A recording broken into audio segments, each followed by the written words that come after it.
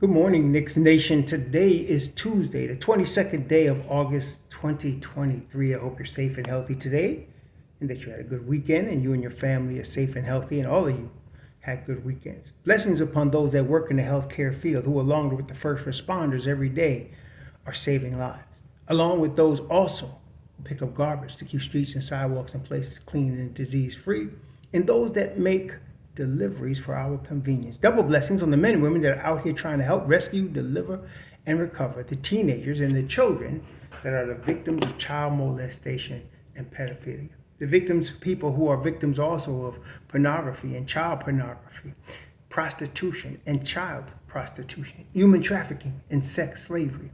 Double curses on all the perpetrators of these things, the profiteers of these things, and the perverts that create these things. Finally, double blessings on the homeless. Nearly 600,000 men, women, and children, and millions around the world, mostly children, homeless, without a roof over their head. Blessings upon them also, for theirs is the kingdom. So the big news today is this news coming out from Ian Begley about a lawsuit the Knicks have filed against the Toronto Raptors.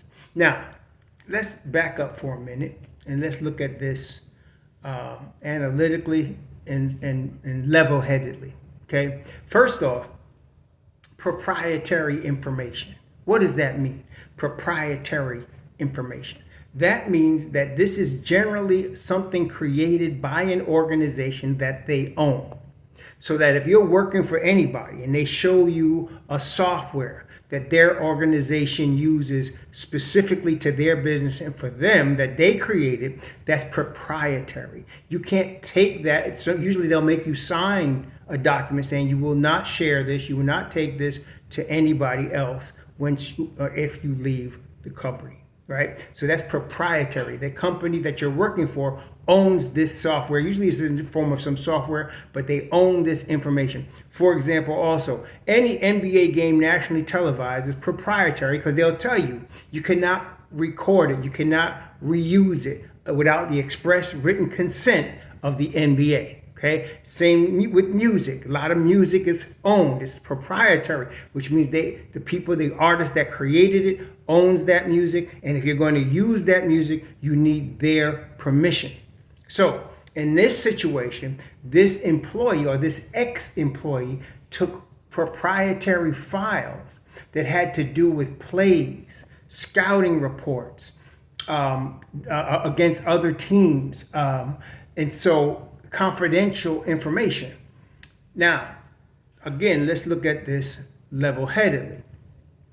In all professional sports, well, in sports generally, but professionally, especially when you're doing this for money, in a competitive environment, people break the rules. That's what happened. That's why you have track athletes or football players that use steroids, or NBA players that use steroids. They're trying to get a competitive advantage. It's part of competition. And when you are dealing with, like, for example, people in law school trying to get the best GPA and get hired by the top firms, they cheat. They do all kinds of things to be prepared for tests, to be prepared for interviews, and they cheat. It happens. It's real, right? It's in any competitive environment, this happens, okay? It's not right, it's not ethical, but if we're going to be real, it happens. Now, in the NBA, it's no different, okay? So the Knicks have their own internal, as we know,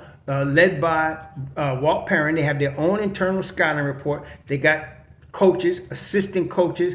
They have software they put together and scouting they put together on teams they're competitive, that they're playing against, and on, of course, looking at how they have drafted, especially in the Leon Rose era. They obviously have top-notch information, notes, videos on scouting, okay?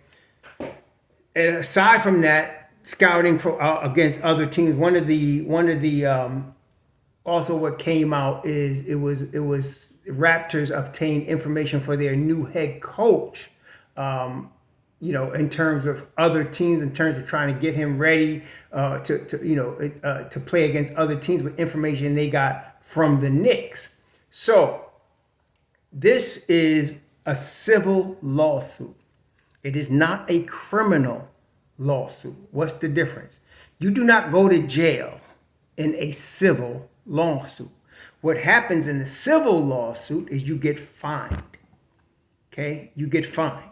Now, in the NBA, the fines take the form of three areas: suspensions, draft picks, draft capital, and money.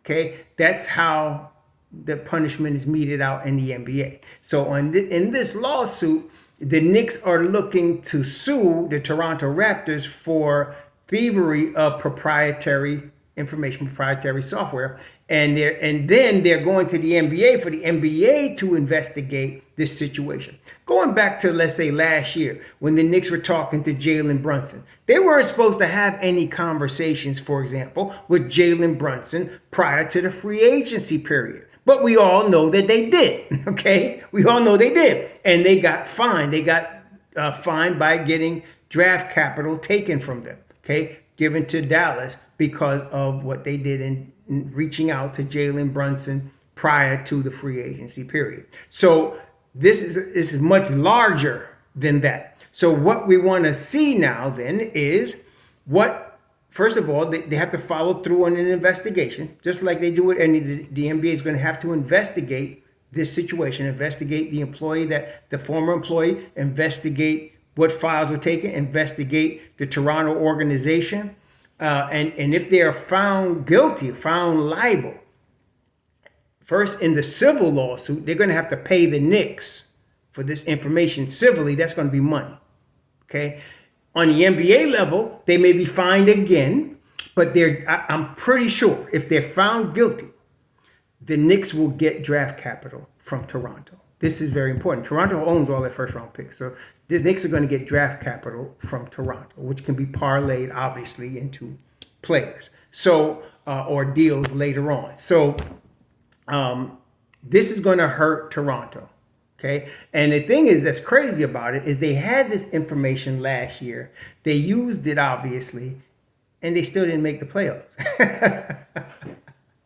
I mean, if you're going to go that length, right, you want to have some benefits from it. You want to gain something, but they didn't. So they cheated and they still didn't win. Okay. I know there's going to be people. I'm not judging Toronto. What they did was wrong. But if anybody thinks that this doesn't go on regularly in the NBA, you need to wake up. In professional sports, especially, you're dealing with billions of dollars. That's what you're dealing with. That's why you got NBA Players Association. That's what you got NBA investigators for. That's what you got them for, because this can happen anytime. The only thing here, just like with the Jalen Brunson situation, you think that's the only time players have talked to teams prior to free agency? It happens all the time. But the Knicks, got busted. Well, I'm sure this type of thing happens all the time. But Toronto got busted. Okay? Toronto got busted. So with this being the situation, like I said, the Knicks should get some draft capital from Toronto out of this, and make some sort of arrangement out of this. What that arrangement will be, I don't know. People are already dreaming. They're going to get the draft pick. They're going to pick Cooper Flag. They're going to get OG Anunoby. Let's not speculate. You have no idea what's going to happen yet. But it's going to cost them. That's for sure. It's going to cost them draft capital, for sure. So we're going to find out.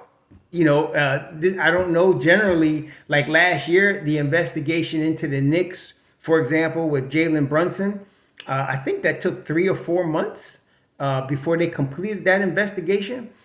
So it's not going to be anything that you hear about now. It's probably going to be something that, they come to some conclusion once the season starts, and you'll see what the penalty will be. And so if Toronto was guilty of this and found guilty with their hands in this cookie jar, I'm going to tell you right now, it's going to cost them first round picks. Okay.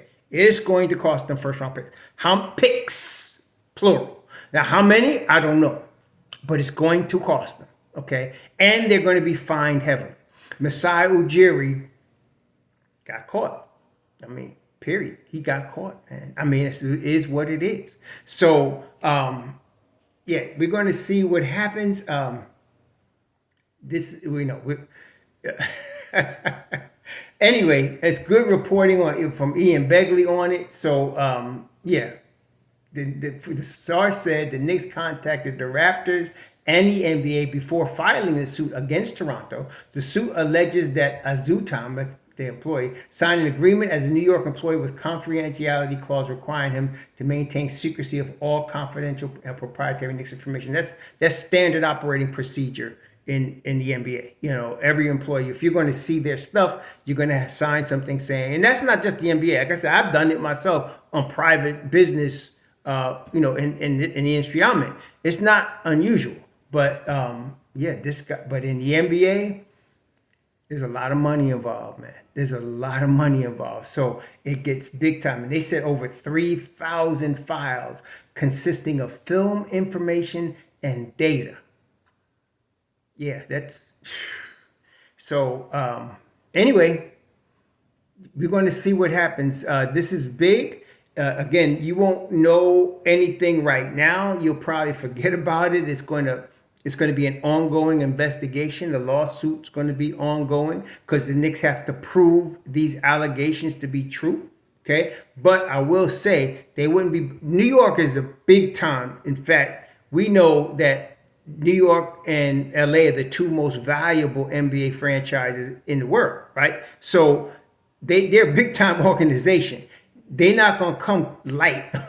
They're going to do some serious. They're going to come hard at Toronto in this lawsuit. So it's going to be interesting, but we probably won't hear anything for a couple of months. But when we do, it'll come out and they'll tell us what Toronto is going to be fined in terms of dollars and in terms of draft picks. This is definitely going to happen. Now, in terms of the draft capital for the Knicks, we have to see what it is because we don't know what it's going to be. It can be coming in the form of a trade for a big player or a draft pick down the road. Right now, as we mentioned many times, the Knicks are set right now. They don't need to make any moves right now with this roster. They need to let this roster run. But to get a big time future draft pick, every year somebody's coming out that's a great player, right? I mean, you're going to get a great NBA player in every draft. Okay, more than likely, you can't always predict where they'll be drafted, but they're usually drafted in the top 10, right? Top 5, right? So we're going to see how this turns out because the Knicks don't need anything today. But if they can get a draft pick that they can harness, let's say they can get a draft pick next year or the year after, that they can develop for in the next 2 years after that. So we're talking about a player that can be a star in 2027, right? That's what this type of thing will develop. It won't be anything you'll see immediately, but you'll see it later. And this is what it'll set off, okay? So stay tuned. This is going to be interesting. This is big news. It's big news. It's earth-shaking news, but you won't feel the effects of it for a while. Okay, I guess that's what I'm saying. You won't. It's not like you're gonna get anything done this year, unless Toronto gets docked serious draft capital and they decide, okay, we'll trade you a player in lieu of the draft capital. Then it gets interesting. But we'll see how this works out. So again, I know y'all gonna be dreaming. All of the NBA 2K fantasy dudes are gonna be coming out the woodwork looking for Siakam, OG, and everybody. But like I said, I will stay cool until we see how this works out. But something's gonna happen. We're gonna see. Y'all enjoy your Tuesday. So